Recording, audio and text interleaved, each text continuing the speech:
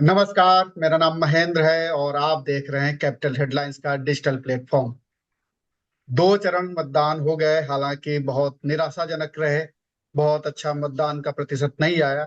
उम्मीद की जा रही है कि तीसरे चरण में लोग बढ़ चढ़कर हिस्सा लेंगे और अच्छा मतदान करेंगे। तीसरे चरण में 94 सीटों पर मतदान होना है। 7 मई को होगा। 13 राज्यों की 94 सीटों पर मतदान होगा। उसमें उत्तर प्रदेश की जिन 10 सीटों पर मतदान होना है, उसमें ब्रज और रुहेलखंड इलाके की सीटें हैं। और बहुत ही हैवीवेट्स इसमें चुनाव लड़ रहे हैं। बहुत सारे लोगों की प्रतिष्ठा दांव पर लगी हुई है। एक तो है समाजवादी पार्टी के घराने के 3 लोग चुनाव लड़ रहे हैं। और एक और पूर्व मुख्यमंत्री कल्याण सिंह के बेटे भी चुनाव लड़ रहे हैं। तो इस बार का जो यूपी का चुनाव है, काफी घमासान देखने को मिलेगा और इसी मुद्दे पर हम लोग बात करेंगे। हमारे साथ बहुत ही अच्छा पैनल है, तमाम वरिष्ठ पत्रकार हैं। अगर बात करें तो चंद्र प्रताप सिकरवार जी हैं, बहुत ही वरिष्ठ पत्रकार हैं। बहुत ही अच्छी पकड़ है उनकी। इस इलाके के तमाम राजनीतिक उठापटक को वो अच्छी तरीके से जानते समझते रहे हैं। साथ में है हमारे डॉक्टर भानु प्रताप जी, वरिष्ठ पत्रकार हैं, वो आगरा से जुड़े हुए हैं हमारे साथ। बहुत ही लंबा अनुभव है उनका। साथ में है हमारे साथ वात्सल्य राय जी, कंसल्टिंग एडिटर हैं, बहुत ही वरिष्ठ पत्रकार हैं और लंबा चौड़ा अनुभव है इनका पूरा। तो ये एक अच्छा पैनल है और इस पे हम लोग जानने की कोशिश करेंगे कि इस बार के तीसरे चरण के चुनाव में क्या कुछ रहने वाला है, किस तरीके का ये जमीन पर चुनाव दिख रहा है। तो आप सभी लोगों का कैपिटल हेडलाइंस में स्वागत है। और शुरुआत हम समझना चाहेंगे वात्सल्य जी से। वात्सल्य जी, इस पूरे इलाके को आप बहुत अच्छे तरीके से समझते हैं, जानते हैं। ये आपका, जब आप अमर उजाला में थे तब आप पूरा उस इलाके में रिपोर्टिंग भी किया करते थे, आज से 20-25 साल पहले। तो आप जरा दर्शकों को विस्तार से बताइए कि ये जो 10 सीटें हैं, इन 10 सीटों में क्या कुछ समीकरण बन बिगड़ रहे हैं। जी नमस्कार महेंद्र जी, आपको और सिकरवार साहब को, डॉक्टर भानु प्रताप सिंह जी को भी नमस्कार। आपने जो कहा, ये आज आपने पैनल ऐसा जुटाया है कि एक वक्त ऐसा था जब हम तीन लोग यानी सिकरवार साहब, भानु जी और मैं एक ही संस्थान में काम करते थे। इसी ब्रज क्षेत्र में काम करते थे, जिस ब्रज क्षेत्र की सीटों का आपने जिक्र किया। आधे ब्रज क्षेत्र का वोटिंग हो चुकी है, यानी मथुरा में वोट डाले जा चुके हैं। और जो बाकी हिस्सा है, हाथरस, फतेहपुर सीकरी, आगरा और उससे आगे आप मैनपुरी तक चले जाते हैं, इसमें बरेली और बदायूं की सीटें भी हैं। और ये 10 सीटें जो हैं, बड़ा दिलचस्प एक प्रयोगशाला के तौर पर इसको देखा जा सकता है, क्योंकि यहाँ पर ब्रज क्षेत्र जो है, लंबे समय से भारतीय जनता पार्टी का दबदबा है। उससे पहले किसी जमाने में कांग्रेस का दबदबा हुआ करता था। और जब से समाजवादी युग आया, तो धरती पुत्र के नाम से मशहूर थे मुलायम सिंह यादव। इसमें संभल जैसी सीट है जिसका 2 बार प्रतिनिधित्व किया मुलायम सिंह यादव ने। और पिछले चुनाव में 2019 में, जब पूरी तरीके से पुलवामा के बाद एक आंधी चल रही थी, नरेंद्र मोदी के नाम की लहर थी भारतीय जनता पार्टी की, हर जगह कमल खिल रहा था, उस समय भी संभल की सीट समाजवादी पार्टी ने जीती। साइकिल वहां चली, वर्ग साहब जीते और खुद मुलायम सिंह यादव मैनपुरी से जीते। तो 10 में से 2 सीटें सिर्फ ऐसी थी जहां समाजवादी पार्टी जीत कर आई। यानी मुश्किल परिस्थितियों में भी ये वो इलाका है। कुल समाजवादी पार्टी ने 2019 में सिर्फ 5 सीटें पूरे उत्तर प्रदेश में 80 में से जीती थी। उनमें से जी। 2 सीटें, यानी लगभग 40% सीटें अपनी कुल सीटों की इन्हीं इसी इलाके से, यानी 10 सीटों पर जहां चुनाव होने जा रहे हैं वहीं से जीती थी। लेकिन पिछली बार समाजवादी पार्टी को एक कसक थी कि बाकी की 8 सीटें भारतीय जनता पार्टी उसकी नाक के नीचे से लेकर चली गई थी। किसी जमाने में, जैसा मैंने आपको बताया, जब से समाजवादी पार्टी बनी, जनता दल से अलग होकर मुलायम सिंह यादव ने समाजवादी पार्टी बनाई, तब से इस पूरे इलाके में साइकिल चला करती थी। बहुजन समाज पार्टी का भी असर था। फतेहपुर सीकरी, जब ये लोकसभा सीट पहली बार बनी, तो यहां से पहली एमपी चुनी गई सीमा उपाध्याय, वो बहुजन समाज पार्टी से थी। लेकिन आज बहुजन समाज पार्टी का उतना असर नहीं है। सीधा मुकाबला जो माना जा रहा है, समाजवादी पार्टी और कांग्रेस के गठबंधन और भारतीय जनता पार्टी के बीच में है। भारतीय जनता पार्टी के पास बचाने के लिए बहुत कुछ है, क्योंकि पिछले चुनाव में वो 8 सीटें जीत कर आए थे। इस बार पूरे देश में उन्होंने 400 पार का नारा दिया है नरेंद्र मोदी ने, और उत्तर प्रदेश में 80 में से 80 सीटों की बात कही गई है। लेकिन पहले दो चरण में, जैसे आपने शुरुआत में ही कहा, कि वोटिंग परसेंटेज कम रहा। अब गर्मी और बढ़ रही है। ये इलाका भी ऐसा है जो कुछ हिस्सा राजस्थान से लगता हुआ इलाका है, तो गर्मी और बढ़ेगी। 7 मई को वोट डाले जाएंगे, तपिश होगी। बहुत कुछ दांव पर है दोनों पार्टियों के लिए, क्योंकि समाजवादी पार्टी ने अपने परिवार के सारे हेवी वेट्स यही इसी इलाके में खड़ा किया है। अगर आप धर्मेंद्र यादव को आजमगढ़ में छोड़ दें, तो अगर आप जी देखेंगे तो डिंपल यादव खड़ी हुई है मैनपुरी से। कन्नौज अगले चरण में है, लेकिन इस चरण में भी उनके 3 कैंडिडेट खड़े हो रहे हैं, और वो अगली पीढ़ी के सारे कैंडिडेट्स हैं, यानी मुलायम सिंह यादव के बाद वाली पीढ़ी के। और परिवार में जो 3 बड़े नाम थे, मुलायम सिंह यादव, शिवपाल सिंह और रामगोपाल यादव, तीनों के परिजन, यानी मुलायम सिंह यादव की पुत्रवधु डिंपल खड़ी है मैनपुरी से। आदित्य जो शिवपाल के पुत्र हैं, वो बदायूं से खड़े हैं। पहले शिवपाल यादव को वहां से खड़ा किया जा रहा था। और डॉक्टर राम गोपाल के पुत्र खड़े हुए हैं फिरोजाबाद से। तो ये परिवार के लिए भी प्रतिष्ठा की लड़ाई है, संभल सीट भी बचानी है उनको। दूसरी तरफ भारतीय जनता पार्टी ऐलान कर रही है कि मैनपुरी में भी इस बार कमल खिलेगा। यानी एक लड़ाई जो है बड़ी दिलचस्प होने जा रही है। सारे हैवीवेट्स नेता लगातार दौरा कर रहे हैं, आगरा से लेकर मैनपुरी तक। आज अखिलेश यादव पहुंच रहे हैं, 3 मई को पहुंचेंगी वहां प्रियंका गांधी, रोड शो करेंगी आगरा और फतेहपुर सीकरी में। बाकी बड़े नेता भी, जैसे मायावती का दौरा भी 4 मई को है। तो पूरी गर्माहट वहां पर माहौल में है। सारे नेताओं ने पूरा जोर लगा दिया है। एक तरफ प्रधानमंत्री नरेंद्र मोदी का कहना है कि पहले 2 चरण के बाद भारतीय जनता पार्टी की जीत निश्चित है, ऐसा ही दावा अमित शाह भी कर रहे हैं। दूसरी तरफ अखिलेश यादव भी लगातार कह रहे हैं कि पहले 2 चरण में भारतीय जनता पार्टी कम से कम उत्तर प्रदेश में साफ है। तो ये देखना होगा कि तीसरे चरण में अपने ये वोटर्स का उत्साह बढ़ाने के लिए है, जो कि बढ़ती गर्मी के बीच में, क्योंकि नेताओं के बीच में ज्यादा उत्साह है, वोटर्स के बीच में कम से कम इस चुनाव में ज्यादा उत्साह नजर नहीं आ रहा। लेकिन क्योंकि ये गढ़ है दोनों पार्टियों का, और खास तौर पर समाजवादी पार्टी के लिए बहुत कुछ दांव पर लगा हुआ है, तो बड़ा महत्वपूर्ण चरण है ये, महेंद्र जी। जी बिल्कुल, आपने बिल्कुल ठीक कहा। ये बहुत महत्वपूर्ण चरण है और इसमें वाकई प्रतिष्ठा दांव पर लगी हुई है। चंद्र प्रताप सिकरवार सर से बात करेंगे। सर, ये आप क्या देख रहे हैं तीसरे चरण में, खास तौर पर ये जो प्रतिष्ठा वाली सीटें हैं, जिसमें कि समाजवादी पार्टी के 3 लोग शामिल हैं और कल्याण सिंह के बेटे राजवीर सिंह चुनाव लड़ रहे हैं। तो इन सीटों पर आपका क्या सर आकलन है, किस तरीके से यहाँ पर मतदान होने की उम्मीद है?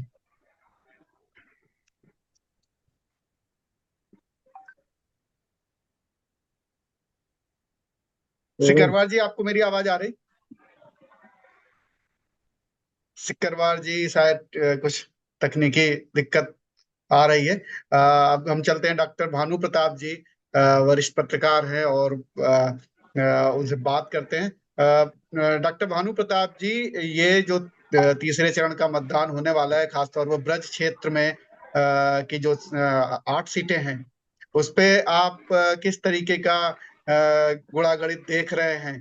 क्योंकि लगभग सारी सीटें बड़ी प्रतिष्ठा वाली सीटें हैं।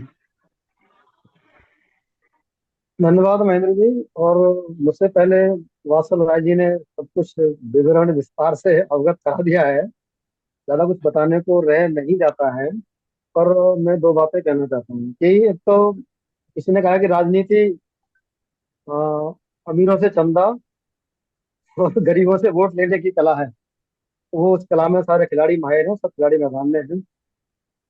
और जहां तक नेताओं की बात है, तो एक बात हमारे गोपाल दास तिलक जी ने की, जो लीडर के आगरा के थे, लीडर के थे, कि राजनीति के खेल ये समझ सका है कौन, बहरों को भी बट रहे हैं मोबाइल फोन। तो जिस तरह से टिकट पार्टी वालों ने बांटा है, तो मैं कहूँगा बहरे बहरे लोगों सबको टिकट दे दिया पार्टी ने, मोबाइल फोन की तरह के लिए।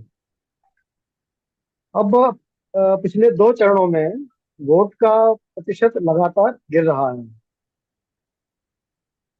हालांकि दूसरे चरण में ही एक हिंदू मुसलमान का ये आधार लिया गया चुनाव प्रचार के दौरान, इसके बाद भी वोट प्रतिशत गिरा है।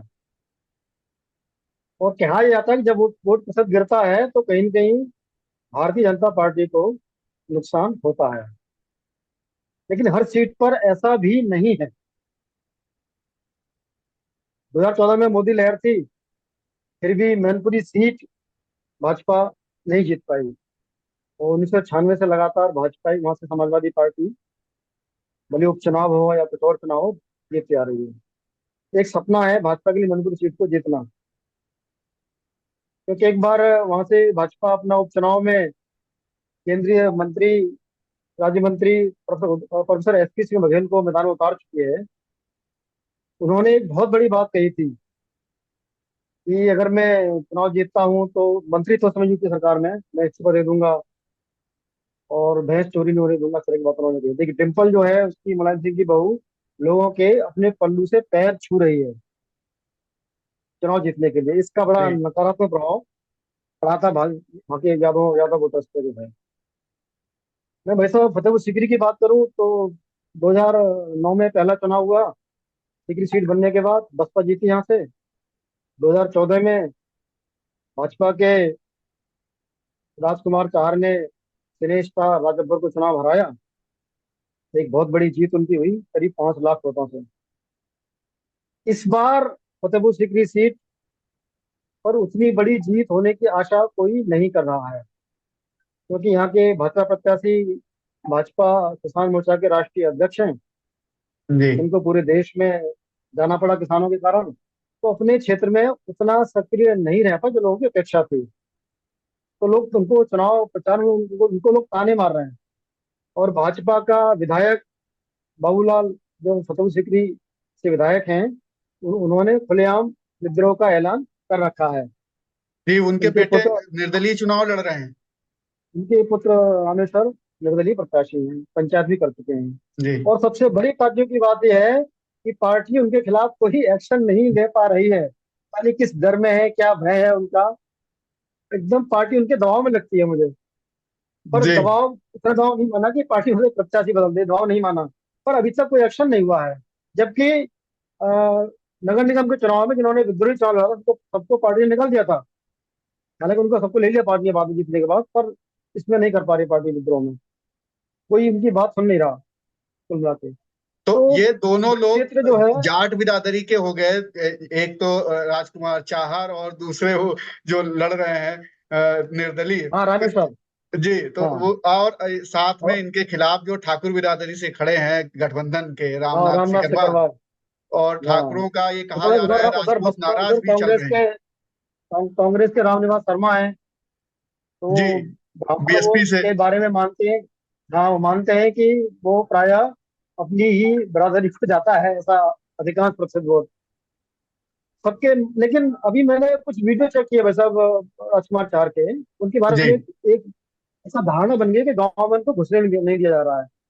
और मैंने वीडियो चेक किए, अपने जो मेरे लोग हैं विधानसभा लोकसभा क्षेत्र में, उनसे बात की। उन्होंने मुझे ये बताया कि अब स्थिति सुधर रही है। और राष्ट्रीय संघ संघ जो चुपचाप काम करता है भाजपा प्रत्याशियों के लिए, वह भी फतेहपुर सीकरी सीट पर एक बहुत बड़ी प्लानिंग के तहत काम कर रहा है।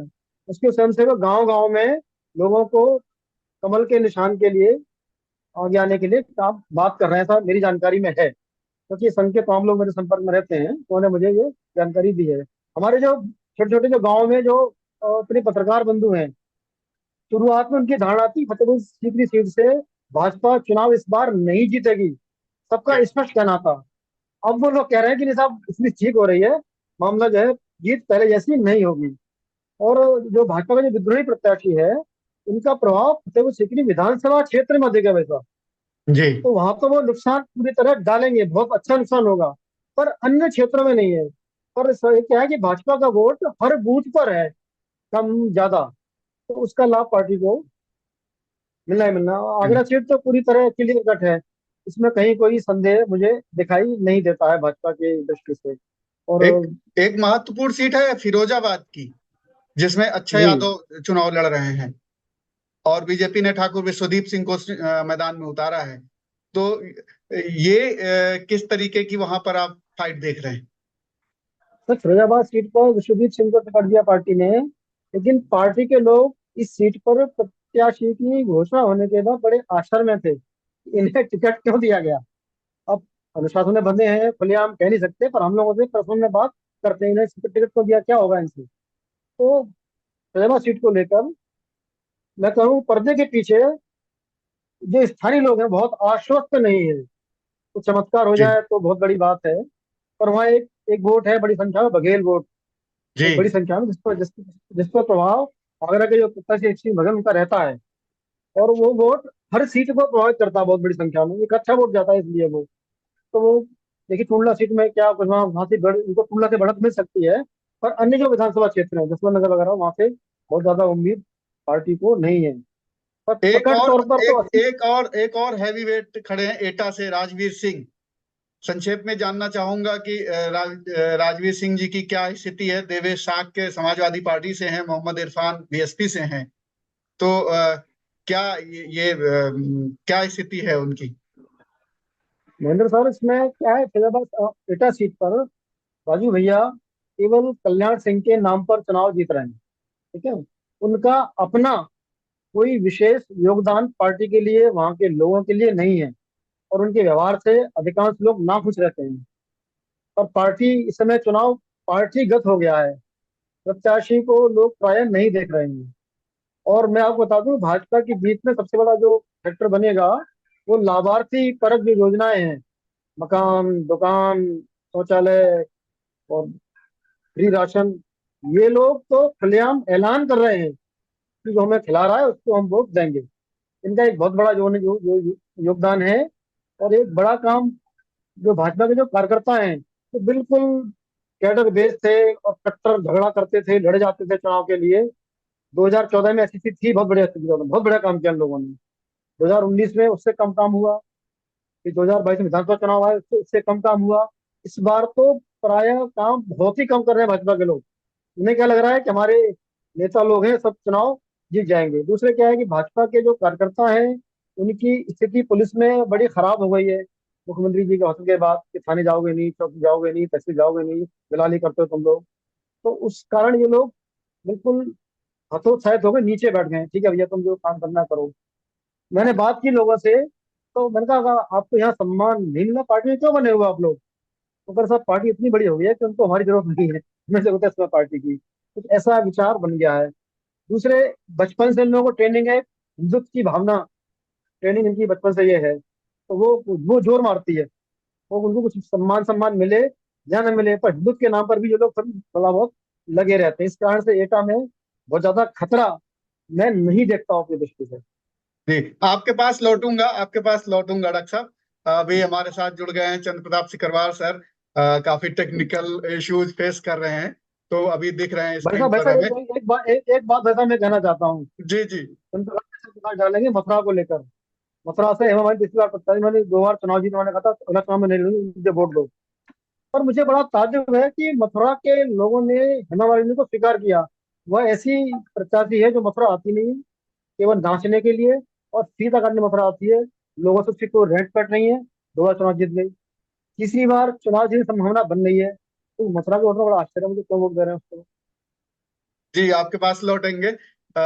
सर सिकरवार सर, आपका ऑडियो म्यूट है, आप अनम्यूट कर लीजिए। अ, और आपसे समझना चाहेंगे कि एक तो दो चीजों पर आप बताइए कि एक तो जो मतदान कम हो रहा है उसका क्या असर पड़ेगा और किस पर पड़ेगा, किसको नफा होगा किसको नुकसान होगा। आप दूसरा ये जानना चाहूंगा कि जो कुछ मौजूदा सांसदों के टिकट काटे गए हैं बीजेपी की तरफ से, बदलाव किया गया है, उसका क्या प्रभाव पड़ने वाला है?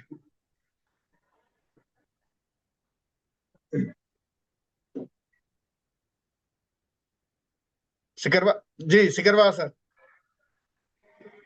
ऑडियो आपका म्यूट है सर। जी जी। हाँ। मैं ये अब आ कह रही रहा है था, आवाज? हाँ आवाज आ रही, कि एक तो जो मतदान कम हो रहा है इसका क्या असर आप देख रहे हैं। दूसरा, जो सिटिंग एमपी थे, बीजेपी ने मौजूदा सांसदों के टिकट काट के दूसरे लोगों को टिकट दिया, और जो नाराजगी है लोगों के अंदर, इन सारी चीजों को मिला करके क्या असर पड़ने वाला है, आप क्या देख रहे हैं इस बार चुनाव में? दरअसल ये बड़ी भाजपा के लिए चिंता की बात है कि वोटिंग परसेंटेज गिर रहा है। सबसे ज्यादा तो पिछले सेकंड में मथुरा से गिरा है। अब ये बेल्ट आ रही है।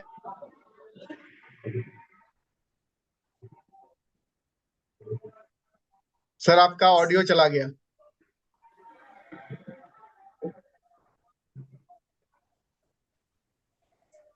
टेक्निकल कुछ दिक्कत है इंटरनेट में, ये भी एक बड़ी दिक्कत है आज के समय में। सर आपके पास लौटेंगे, वात्सल्य जी के पास चलते हैं। जी जी आपकी फिर। इसको हाँ प्रॉब्लम आ रही है कुछ। हाँ हाँ, आपका ऑडियो वीडियो आवाज दोनों नहीं मिल रहा था। जी आप अपनी बात कंटिन्यू जी करिए। जी जी जी। तो मेरा ये है कि जो समाजवादी पार्टी का प्रतिष्ठा वाला एरिया शुरू हो गया है, और अगर यहाँ टेम्परेचर बढ़ता है और लोगों में इसी तरीके से हताशा होती है, तो मैं समझता हूँ कि और वोट परसेंटेज बढ़ेगा नहीं, बल्कि जो इनमें दो चरणों में है इसी तरीके की स्थिति यहाँ बन सकती है। ये चिंताजनक स्थिति है भारतीय जनता पार्टी के लिए। और कुल मिलाकर के इसको समाजवादी पार्टी और इंडिया गठबंधन इसलिए अपने लिए मुफीद मान रहा है। तो अब देखते हैं कि 7 मई को क्या स्थिति बनती है। लेकिन अब थोड़ा सा इस चुनाव में हमने देखा है कि थोड़ा सा पैटर्न चेंज हो रहा है। यानी जी एक तो भारतीय जनता पार्टी।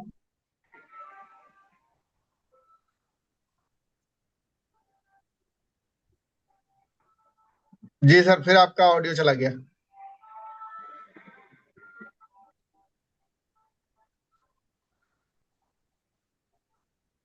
कुछ इंटरनेट की काफी दिक्कत फेस कर रहे हैं सिकरवार सर। वात्सल्य जी आपके पास फिर लौट रहा हूँ एक बार। और मैं ये जानना चाहूंगा कि जो अ, लोगों में एक जो नाराजगी खासतौर पर लोकल कैंडिडेट के प्रति होती है, स्वाभाविक तौर पर होती है, तो इसका क्या असर आपको देखने को मिल रहा है? एक तो ये कि क्या नाराजगी है, और अगर है तो इसका कितना असर देखने को आपको जमीन पर क्या मिल रहा है?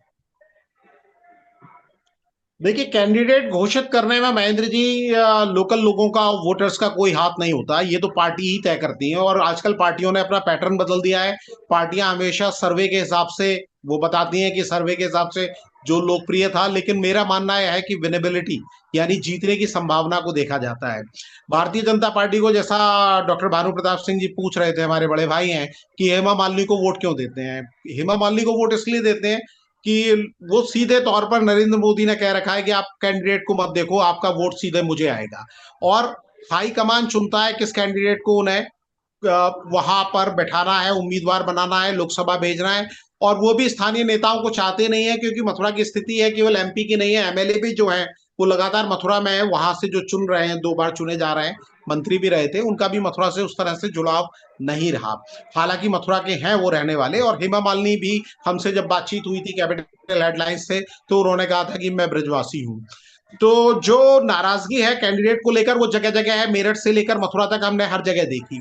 लेकिन मैं एक बात और कहना चाहूंगा कि जो वंशवादी राजनीति को लगातार मुद्दा बनाया जाता है, और ये कहा जाता है कि वंशवादी राजनीति को लोग खारिज कर देंगे, तो यूपी का ये जो चुनाव होने वाला है 10 सीटों पर, ये पूरी तरीके से ये साबित करेगा कि वंशवादी राजनीति पर जनता की मुहर है।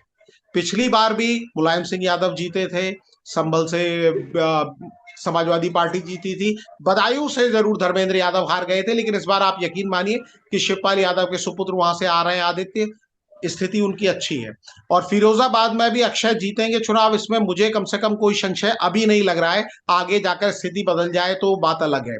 मैनपुरी में उपचुनाव बड़े मार्जिन से डिंपल यादव ने जीता था, और यकीन मानिए कि बहुत कोशिश कर रही है भारतीय जनता पार्टी। एक मंत्री को मैदान में उतारा है, प्रदेश सरकार के मंत्री हैं जयवीर सिंह, और भारतीय जनता पार्टी ने ऐलान कर दिया है कि मैनपुरी में कमल खिल जाएगा। लेकिन वो खिलने वाला नहीं है।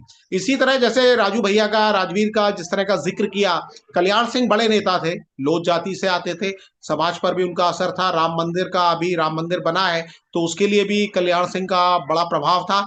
लेकिन राजू भैया के बारे में जैसा अभी डॉक्टर साहब कह रहे थे, बहुत ज्यादा लोग खुश नहीं है, लेकिन वो भी चुनाव जीतेंगे। एसपी सिंह बघेल आगरा से खड़े हुए हैं, मंत्री हैं, केंद्र सरकार में मंत्री हैं, पिछली बार भी चुनाव जीते थे, वो भी चुनाव जीतेंगे। चाहर साहब को लेकर बड़ी नाराजगी थी, जैसा डॉक्टर साहब ने बताया, जमीन से भी खबर आ रही है, और उसी नाराजगी का असर था कि रामेश्वर चौधरी वहां से चुनाव लड़ रहे हैं। बाबूलाल लगातार लगातार तो नहीं, लेकिन 4 बार वो एमएलए रहे हैं, और रामेश्वर के पिताजी, और एक बार सांसद भी चुने गए। राजकुमार चाहर के पहले फतेहपुर सीकरी के सांसद बाबूलाल ही थे, उनकी टिकट काटकर चाहर को दी गई थी। बाबूलाल लगातार जोर लगा रहे हैं, लेकिन Bharatiya Janata party damage control में लगी है, जैसा अभी डॉक्टर साहब ने बताया। वहां पर जो पूर्व वायुसेना अध्यक्ष भदौरिया साहब भारतीय जनता पार्टी में आए हैं, उनका रोड शो कराए जा रहे हैं, उनको चक्कर लगवाए जा रहे हैं। जो राजपूत बिरादरी, ठाकुर बिरादरी में नाराजगी है, उसको दूर करने की कोशिश की जा रही है। हालांकि बाकी जो सीटें जहां पर परिवार से जुड़े हुए उम्मीदवार चुनाव लड़ रहे हैं, चाहे वो भारतीय जनता पार्टी की तरफ से हो, चाहे वो समाजवादी पार्टी की तरफ से हो, उन्हें लेकर बहुत अतिरिक्त प्रयास करने की वैसे ही जरूरत नहीं है। मैंने एक बार पहले भी इसी कार्यक्रम में चर्चा के दौरान कहा था कि जब बड़े कैंडिडेट्स का मुकाबला होता है या हैवीवेट मैदान में होते हैं, तो वोटर्स चाहे अंदर से कितने भी नाराज रहें, आप देखिएगा वोटिंग परसेंटेज इस बार बढ़ेगा, खासतौर पर उन सीटों पर बढ़ेगा जहां पर बड़े उम्मीदवार चुनाव मैदान में है। क्योंकि बाकी जगह ऐसा होता है कि जो बाहर से आपने उम्मीदवार भेजा, चाहे वो हेमा मालिनी हो, अरुण गोविल हो, या इस तरह के दूसरे कैंडिडेट जिनको लोकल लोग पसंद नहीं कर रहे हैं, कार्यकर्ता भी पसंद नहीं कर रहे हैं, जैसे अभी भानुभाई बता रहे थे कि कार्यकर्ताओं ने सबसे ज्यादा काम किया 14 में, उससे कम 19 में, विधानसभा चुनाव में और कम हुआ 21 में, और अब बिल्कुल कार्यकर्ता शिथिल है। तो कार्यकर्ता शिथिल इसलिए है कि नेताओं का जो, क्योंकि हाईफाई नेता है, पैरा रोपर है, आसमान से सीधे भेज दिए जाते हैं, वो केवल चुनाव के समय में नजर आते हैं, वो कार्यकर्ताओं के नाम भी नहीं जानते। और कार्यकर्ता वो है जो पार्टी का झंडा उठाता है, बैनर लगाता है, पट्टियां बिछाता है। भारतीय जनता पार्टी तो कैडर बेस्ड पार्टी रही है, और जैसा मुलायम सिंह यादव ने भी जिस पार्टी को बनाया, वो पहले साइकिल से चलने वालों की पार्टी थी, लाल झंडा उनका निशान था, लाल टोपी उनकी निशान थी। मुलायम सिंह यादव खुद धरती पुत्र कहलाते थे। लेकिन आज आप नेताओं के काफिले देखिए, आपको कोई भी नेता फॉर्च्यूनर से नीचे चलता नहीं दिखेगा। अगर कोई मंत्री है तो उसके साथ बड़े बड़े बाउंसर्स चलते हैं, कार्यकर्ताओं को पास में आने ही नहीं देते। कार्यकर्ता केवल दूर से हाथ हिलाते हैं। जैसे मैंने पिछले कार्यक्रम में भी कहा था आपके साथ बातचीत में, कि जिस तरह झांकियों में भगवान के स्वरूप निकला करते थे, उस तरह से हाथ हिलाते हुए नेता मंत्री निकल जाते हैं। कोई हाथ में जी चक्र पकड़ा रहता है, कोई त्रिशूल पकड़ा रहता है, और कार्यकर्ताओं, जो आम वोटर्स है, उनको केवल उनकी झलक मिलती है कि आप झलक देखिए और जाकर वोट दे आइए। वोट किसके नाम पर दे आइए? जो आलाकमान हाईकमान कह रहा है, क्योंकि आप यहाँ वोट दबाते हैं, वोट सीधा उनके पास जाता है। इसलिए नेताओं की उतनी स्थिति आज की तारीख में सांसदों की नहीं रही है। लेकिन फिर भी जो भी स्थिति है, क्योंकि जब फैमिली की बात आती है तो फैमिली के साथ लोग लगते हैं। इस बीच में ये खबरें भी आ रही हैं, मैं आपको बता दूं, जो इससे आगे के चरण हैं, जहां 5वें चरण में अमेठी और रायबरेली तक चुनाव पहुंचेगा। और ये जी भी सुनने में आ रहा है 1 और 2 मई को अमेठी में भी कैंडिडेट्स जा सकते हैं। नाम बताया जा रहा है कि राहुल गांधी और प्रियंका गांधी जाकर वहां नॉमिनेशन कर सकते हैं, उससे पहले वो राम मंदिर दर्शन करने भी जा सकते हैं। इस तरह की बात ऑफ द रिकॉर्ड चलाई जा रही है, जिस तरह से हर पार्टी की कोशिश ये है कि माहौल किसी तरह से बनाया जाए, क्योंकि कम वोटिंग टर्नआउट होने से हर किसी के दिल में एक डर तो बना ही हुआ जी है। बिल्कुल। महेंद्र और भाई। जी जी, 2 सीटें और हैं। एक है बरेली सीट, जिसमें छत्रपाल गंगवार उम्मीदवार हैं, और प्रवीण सिंह ऐरन समाजवादी पार्टी की तरफ से उम्मीदवार हैं। डॉक्टर भानु प्रताप जी से जानना चाहूंगा कि बरेली में उनको क्या इनपुट मिल रहे हैं, किस तरीके का चुनाव है, क्योंकि वहां पर 8 बार के सांसद संतोष गंगवार का टिकट काटा गया और एक नए उम्मीदवार छत्रपाल सिंह गंगवार को दिया गया। बिरादरी एक ही है, लेकिन जिस तरीके की पकड़ संतोष गंगवार, क्योंकि रैलियों में तमाम उनके नाम का अभी भी नारे लग रहे हैं और उनको मनाने की कोशिश हो रही है। वहां आपके पास क्या इनपुट है, किस तरीके का चुनाव जा रहा है उधर? जानता था बरेली क्षेत्र जो है भाजपा का गढ़ माना जाता है। और आरएसएस के जो प्रांत प्रचारक है, अगर क्षेत्र के नए बने हैं धर्मेंद्र जी, वो बरेली के ही, बरेली में उनका मुख्यालय था। उनसे मेरी परसों, उनको मैंने फोन किया था, बातचीत हुई थी, तो वो बरेली से आए हैं। तो जी कह रहे हैं कि बरेली में, उस क्षेत्र में बहुत अच्छी स्थिति बीजेपी की रहने वाली है। अब निश्चित खुलकर तौर तो पे लोग बताते गढ़ नहीं है। है। गढ़ इसलिए है, 8 बार जब कोई सांसद जीतता है तो निश्चित तौर पे जी कैंडिडेट के साथ साथ पार्टी का भी एक वोट रहता है और लोग पसंद करते हैं। जी जी। निश्चित तौर पे आप बिल्कुल ठीक कह रहे हैं। इसमें वात्सल जी का 1 मिनट का इनपुट ले लेते हैं। वात्सल जी, क्या आपके पास रिपोर्ट्स हैं बरेली को लेकर के खास तौर पर? सर संतोष जी पुराने नेता हैं, भारतीय जनता पार्टी को बढ़ाने में बड़ा उनका योगदान रहा था, अटल जी आडवाणी जी के दौर के नेता हैं, लेकिन जैसा भारतीय जनता पार्टी ने नियम बना रखा है, पुराने नेताओं की एक एक करके विदाई हो रही है। 2019 में हमने देखा सुमित्रा ताई की विदाई हुई, इस बार संतोष जी की विदाई हुई, सबका रिटायरमेंट एक निश्चित है। और जब नाराजगी की बात आई तो भारतीय जनता पार्टी की ओर से सीधे हाईकमान ने कोशिश की, मनाने की कोशिश की। और भारतीय जनता पार्टी के अंदर एक ये भी है कि आप मानेंगे नहीं तो जाएंगे कहाँ। जसवंत सिंह आपको उदाहरण याद ही जी होगा कि जी जी 2014 में टिकट काटा गया। बहुत बड़े नेता थे और विदाई बहुत ही दुखद तरीके से हुई। आज उनके सुपुत्र दोबारा राजस्थान में भारतीय जनता पार्टी का झंडा थामे हैं।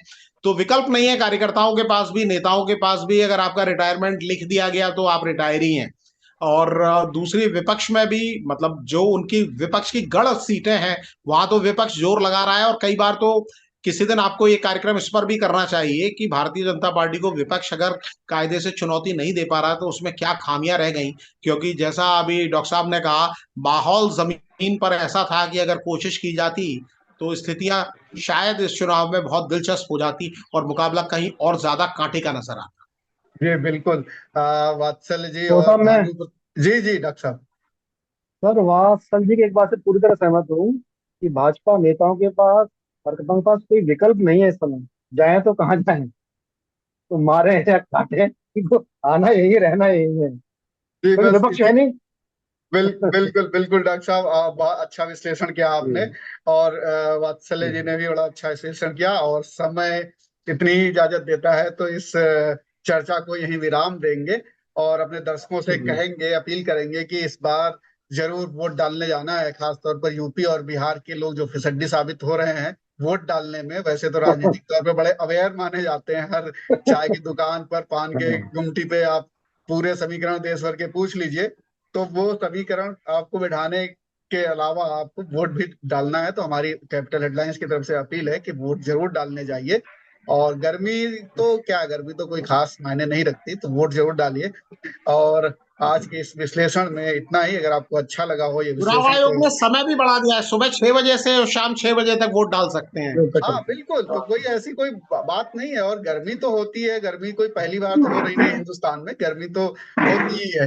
तो वोट जरूर डालिए और इस विश्लेषण को यहीं विराम देंगे। और अगर आपको ये हमारा कैपिटल हेडलाइंस का ये चर्चा अच्छी लगी हो तो आप शेयर कीजिए इसको, दो लोगों तक पहुंचाइए। फिलहाल आज की चर्चा में इतना ही। नमस्कार। नमस्कार। हाँ।